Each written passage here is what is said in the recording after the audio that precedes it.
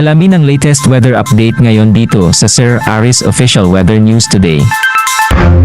Sa kasalukuyan nga ay itong shear line, ito yung salubungan ng malamig na hangin galing northeast at mainit na hangin galing silangan at ito ang nakakaapekto sa silangang bahagi ng Northern Luzon.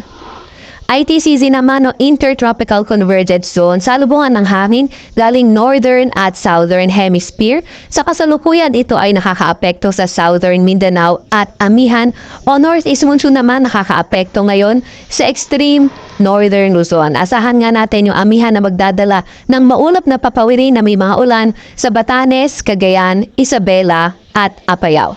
Samantalang shear line naman, magdadala na maulap na papawirin, makalat-kalat na pagulan at pulo-pulong mga thunderstorm sa Aurora, pati na rin sa May Quezon. Samantalang Intertropical Convergence Zone o ITCZ, magdadala na maulap na papawirin, makalat-kalat na pagulan, pagkidlat at pagkulog sa Zamboanga Peninsula, Sarangani, Sultan Kudarat, Basilan, Sulu at Tawi-Tawi.